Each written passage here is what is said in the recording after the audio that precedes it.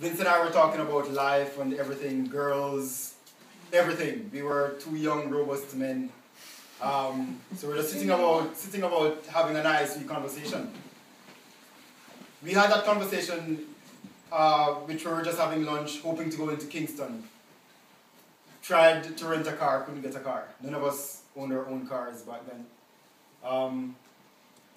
So I went home, Vince went home. Friday morning I got up and went to work. Vince called me and said he finally got a car. Am I coming to Kingston with him? I said no, because if I go into Kingston I might lose my job. Saturday morning, the 23rd of February, about 10:30, I was at work doing overtime.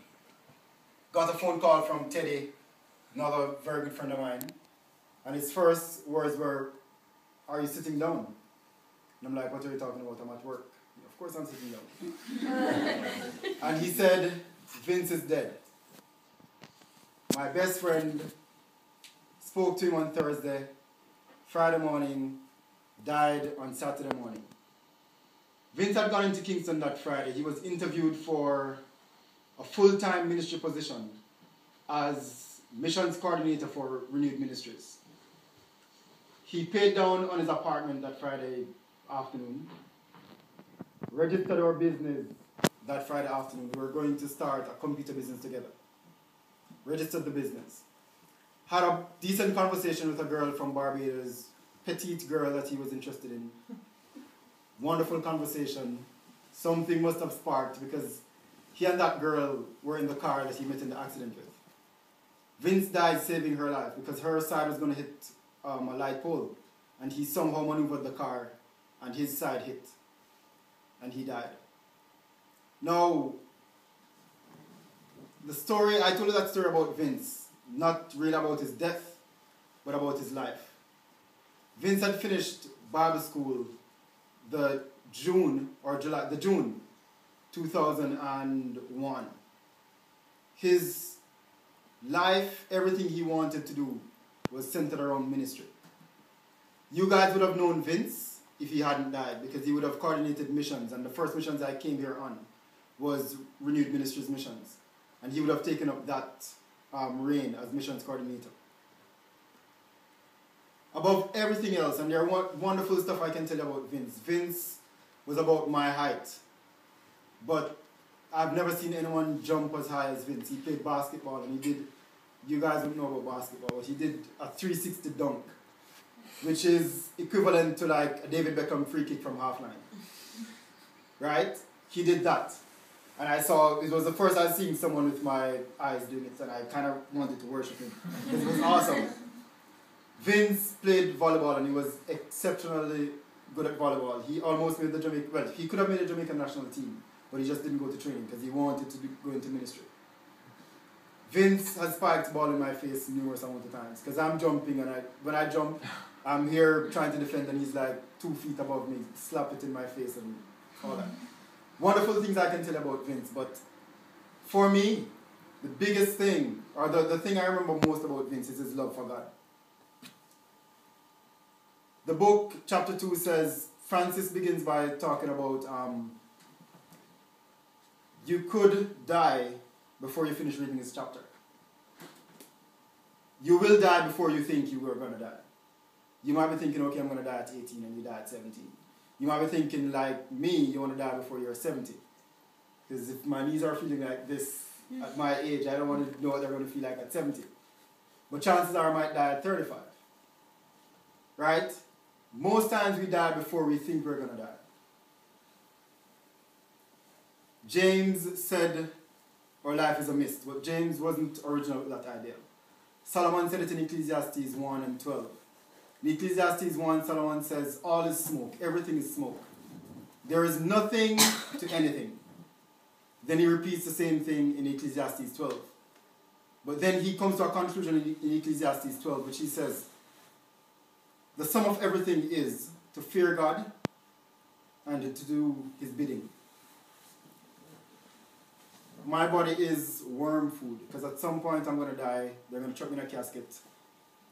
To get really graphic, my body's going to start to rot, and maggots and worms are going to feed on me. Right? That's really what it is. That's really what it is. Young ladies, you love your makeup, and ain't nothing wrong with makeup. Back home, if I was preaching to a Pentecostal church, I'd say sometimes you gotta worship God till you mess up your makeup. You know? But all of this glamorous thing, it will fade. It will fade. Sometimes take a look at your grand and just think I'm gonna be like that one day. It's the truth. It's the truth. If it's one thing we're sure about, is that we were all born to die. All born to die. But the thing we must try to do is this small speck of life that God has given to us, is to give it back to Him. Jim Elliot, one of the biggest inspirations in my life, someone I don't know, but when I was doing missions in seminary, our lecturer read his story. And Jim coined a phrase which many missionaries, if not most missionaries, would know. Jim said, "He is no fool who gives what he cannot keep to gain that which he cannot lose." Jim said that when he was a young man in seminary. Left seminary, got married. Went to try to seduce a tribe in I think, Amazon or one of those places. Went throwing food and all that kind of thing, trying to befriend the tribe. When he finally thought it was good enough to go, he and some friends went. The tribe was a cannibalistic tribe. He was murdered and eaten. On the back of him being murdered and eaten, his wife and some other ladies went down there and won over that tribe to Jesus Christ. The question is not about your death, it's about your life. How are you living now? What have you given to God now? Solomon says, at the end of it, the conclusion is to fear God and to do His commandments. Revelation says there are two books, the book and the book of life.